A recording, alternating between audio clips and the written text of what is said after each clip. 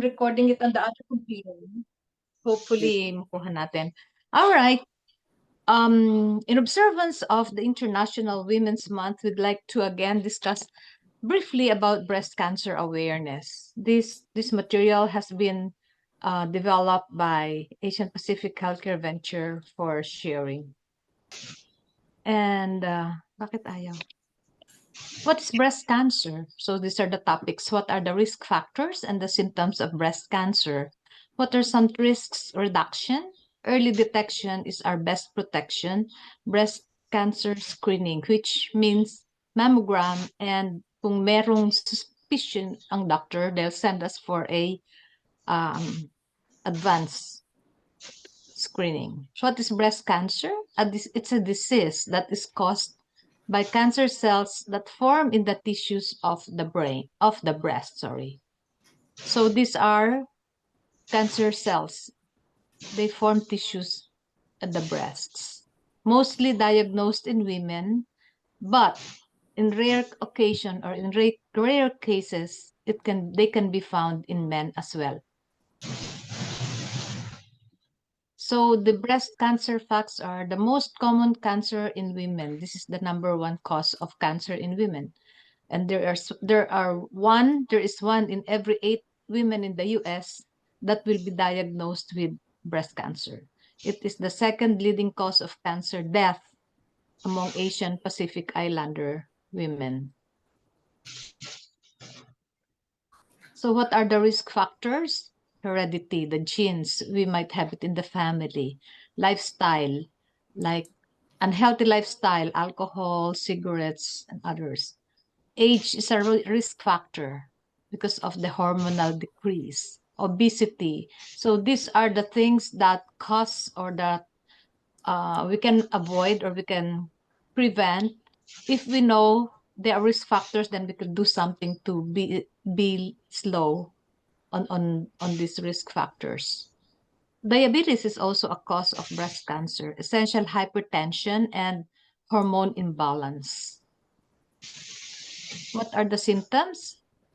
Then a woman that has breast cancer could feel some difference in the rest of the breast tissue. There could be a lump, bukol. There's rash on the nipple, discharge from the nipple, sometimes parang too big or sometimes parang light, very light milk, swelling of the breasts, and pain or tenderness in the breasts. So those are not normal. They could be an alarming for cancer. How can we reduce the risk? To have a healthy lifestyle. That's why physical activity is very important, exercise. And for that reason, our group is always promoting physical activity like Tai Chi, dancing, even the singing is part of physical activity. People that can still go outdoor for sport, that would be excellent, but it doesn't have to be very strenuous. Pwede na yung dancing talaga, line dancing. Limit the consumption of alcohol. I know we are not naman guilty with alcohol, but just, it's a fact. Reduce hormone replacement therapy. So there are women who go to the stage of menopause and they are taking hormone replacement therapy, and it was found that it is not really very good. Breastfeeding, they say that breastfeeding is either a cause or a solution for breast cancer. It could be a cause, breastfeeding could be a cause because of the age. Sometimes older women, when they still breastfeed, then that could also lead to the risk factor for breast cancer. Very, very simple. Okay, what is breast cancer screening? Checking the breast for cancer or any abnormality before there could be signs or symptoms of the disease. So early detection talaga. Dapat nagpapa-check up tayo annually. What are the screening tests? So first is the mammogram. This is the basic, the clinical breast exam, and breast self-examination. The doctor or the clinic will teach us how to do our own self breast exam.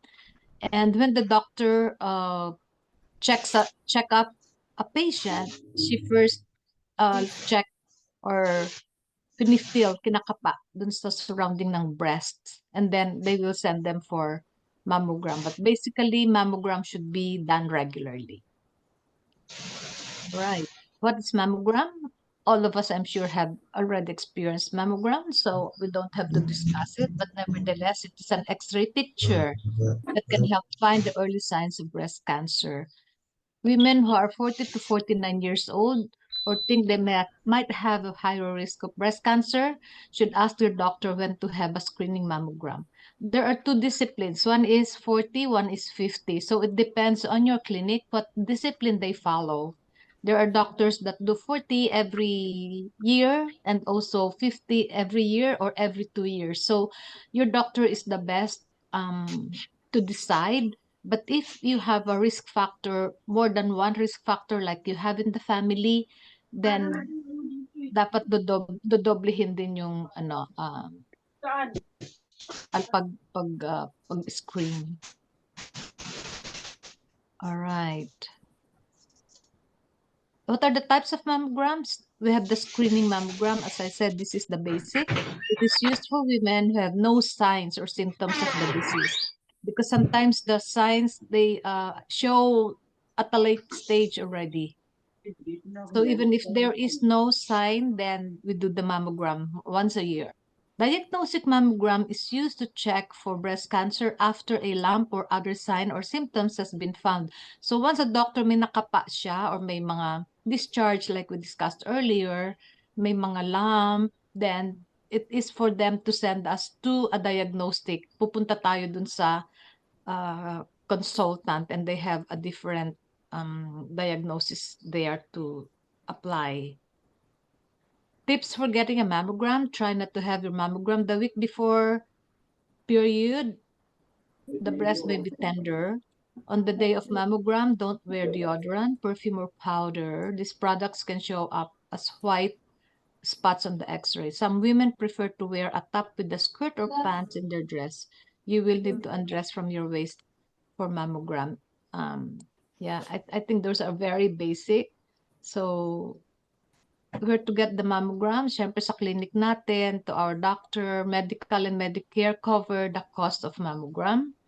The breast self-exam, this is being promoted, but sometimes, marami din hindi gumagawa nito, and sometimes I think hindi accurate. But nevertheless, kung talagang obvious na obvious yung bukol, then it will really help. Remember, the best protection is early detection. Get your mammogram on a regular basis. Don't wait for your doctor to bring it up. So, hindi pala natin dapat hintayin doktor na mag-suggest sa atin. We have to ask our doctor when it is due, like once a year at least. Kung we did not do it last year, we have to do it this year. So, that ends the breast cancer. Any question, any suggestion, any comments you want to add? I will now stop share this screen. Saan ko ba siya tatanggalin? Go ahead, anybody. Please raise your hand or thank you. Stop share. Ay, pala siya. Nandun siya sa loob doon. Stop share. Yun. Walang question. Thank you so much. Now we'll proceed to the second. Okay, Faye, go ahead. What's the best prevention for breast cancer? Mammogram. Early detection. So don't forget to get your mammogram at least once a year. Okay? Even tayo may edad na, we still have to do the mammogram. There is no exemption sa age. Unless your doctor will tell you na, oh, you don't need it anymore, but very seldom the doctor do that. All right, I want to go to the next presentation. Kung wala tayong katanungan, do you want me to do that? Saan lang? Okay. Mag-discuss muna kayo habang kukunin ko siya. Let me get my other slide. Wala eh.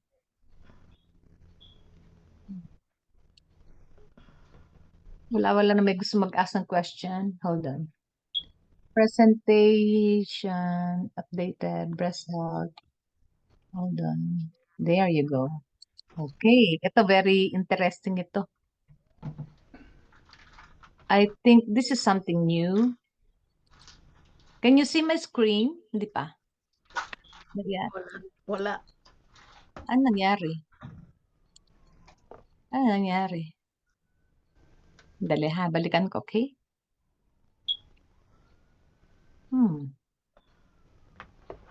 View gallery. Exit, exit. Sino itong pangatlong mother pearl? Yung aking, alam mo, wala pa rin voice out yung aking computer. So, doon ako nagre-record. Patayin ko muna. I mean, tanggalin ko muna yung recording niya. Stop.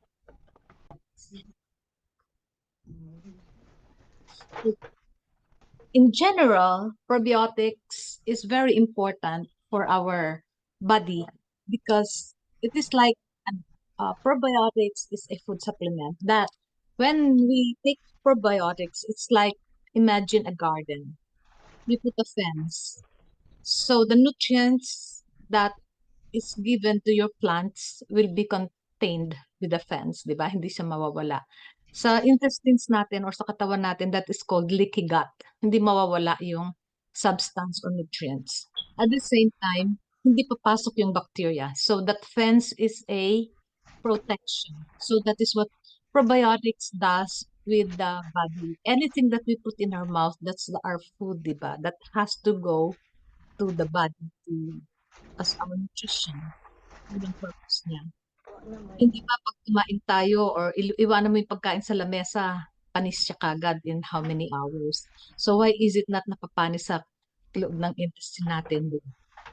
Yeah. So because there are helpful bacteria.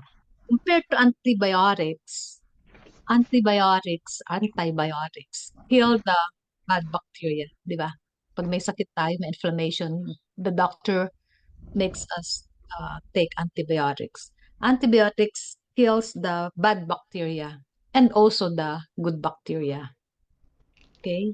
But probiotics protects the body from bad bacteria and maintains the good biotics. So that is probiotics. Now, why is there regular probiotics and there is women probiotics?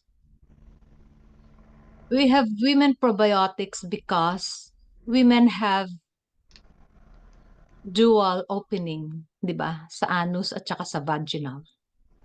So there are chances doon, 'di ba, pagka nagkaroon tayo ng mga UTI, the bacteria passes through the opening dun sa lower part, which is the vagina. So that is why I'd like to really introduce, and it is because of the International Women's Month that we are celebrating. I wanna give awareness that as women have a special need, like women probiotics, in order to have that dual function to prevent or to protect our intestines as well as the passage, like the bladder, from getting infection. All right, so let's start our women's probiotics. And this is a product of Atomy. But mind you, there are also other products that are available in the market. But of course, the reason why we are promoting Atomy is because among the advantages, this is organic. We buy it direct from the source, so wala siyang middleman, nakakamura tayo. And at the same time, it has a 3 billion biotics or ano yung term nila. So we'll find that out here. This Atomy Women Probiotics has the features. It helps promote healthy vaginal and urinary tract microflora. Ito yung mga bacteria na nag-a-attack sa atin. Scientifically selected strains that specifically cater to women's health. So this is really very specialized para sa ating purpose, for the purpose of the female, di ba? Simultaneously helps promote vaginal and intestinal health. So dalawa. So instead of kukuha tayo ng regular probiotics, why don't we go directly and have this double purpose probiotics? It is scientifically documented. UREX strains. This is a company that manufactures, which is located in Europe. I think it's Denmark. It has active vials, strategically engineered vial for probiotics to protect against high temperatures and humidity.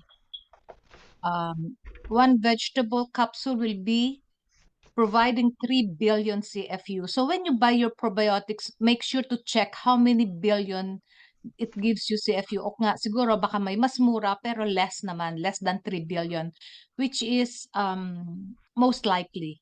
Okay. So there's just need for taking 1 tablet a day. Cranberry extract, 100% Vaccinum macro, kung ano man yun, whole cranberry, helps to maintain healthy urinary tract. So hanggang baba, hindi lang dun sa intestines ang protektado ng probiotics. So this is a major component or ingredient. 100% Vaccinum macro help maintain a healthy urinary tract. So kahit tayo kumain ng isang sako na cranberry, we're not get the benefit na makukuha natin sa isang tableta. So that is why, we need a capsulized form. Cranberries are known as one of the superfoods due to their abundance of health benefits. Aside from number of health benefits, cranberries are associated with promoting urinary tract health. Cranberries contain key compounds such as proanthocyanidins, which help prevent bacteria from attacking to the walls or attaching to the urinary tract. Atomy Women's Probiotics uses 100% Vaccinium macrocarpon whole cranberry from the seed, the skin, pulp, and juice to reap every bit of the superfruit's benefits. Of course, it undergoes a super special process na hindi lang naman fruit ang kakainin mo because, hindi siya mag-function that way.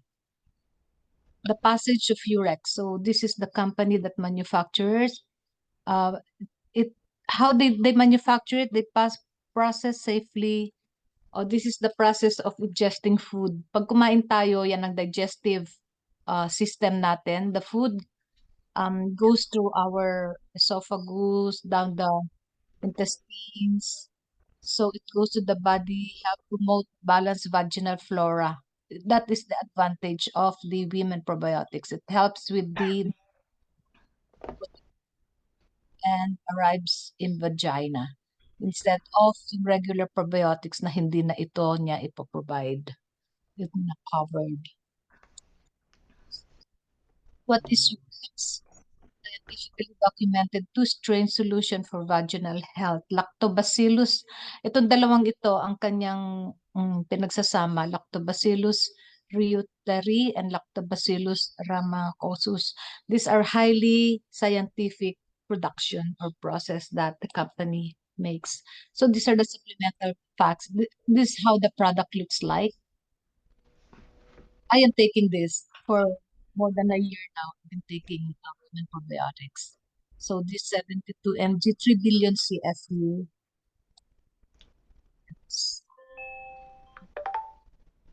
Product. So what does it do? Most women face occasional urogenital problems causing vaginal and urinary tract infections and discomforts. It's very common. I think they found that 12 to 50% experience vaginal bacterial imbalance. These are research. 50 to 75% experience vaginal yeast overgrowth, and 12% experience bacterial imbalance in the urinary tract. As a matter of fact, UTI is one of the most common cases in the emergency room in the whole of United States. Mataas ang nagkakamerong UTI. Atomy Women's Probiotics is exclusively made with scientifically selected strains for healthy vaginal and urinary tract microflora. So yun ang claim nila para matulungan yung mga kababaihan. Saan tayo? Sorry. What is vaginitis and what types of vaginitis are there? Candida or candidal vaginitis. These are infection of the part of the yung sa vagina ng mga kababaihan. That's a very common. And also bacterial vaginosis. Ang daming risk, ano, napakalaking risk ng mga kababaihan they are undergoing. How is vaginitis diagnosed and what are some daily habits that can help prevent it? Diagnosis of bacterial vaginosis. Generally, in addition to checking for symptoms, the external genitalia are examined for inflammation and vaginal discharge by the physician. So, ito, nag-undergo pa tayo ng patingin sa doktor. There should be routine hygiene maintenance. I think they are promoting syempre washing, bathing. Avoid exposure to irritants, mga allergens, mga perfumed hygiene products. We have to avoid those. Mga panty pads, ganon. Fungi and bacteria, they thrive in warm and humid environments. So, hindi tayo nakakasigurado. So, we are really taking the risk. Question, what is the relationship between bacterial vaginosis and probiotics? This one, I can share to you this information if you want to get it. Medyo mahabang explanation. The vagina is a high temperature, humid environment where good and bad bacteria are always present. Good bacteria maintain a balanced flora in the vagina, thus preventing vaginal diseases. I think this is the factory that manufactures the women probiotics. This is located in Denmark, CH Atomy. Yun. Thank you for giving me this opportunity to discuss with you a very important yet sensitive, hindi naman tayo basta-basta and I'm glad that I found some materials to share with you. So, any questions, any sharing, thank you so much. I'll stop the share now. Nagustuhan niyo ba? Yeah. Do you think this is important? Yes. Yeah, I Yeah, think very it's much. sometimes nakaka-embarrass but then come to think of it, hindi natin alam yun pala may mga nagko-cause, yun pala meron mga simple lang na and sa diet parang vitamins pero hindi naman siya vitamins that we have to also look after our health. As women, we have special needs then, diba? All right. We have time to practice. Any questions? Thank you, Pearl, for that very excellent information. You're welcome. Anything that will help our kababaihan, bakit nang hindi? Yeah. Yeah. And kung wala kayong questions, I want to share with you something that someone... Oh, Serapi. Let me just turn off my recording, okay? I'll turn off my recording. Okay, go ahead and discuss.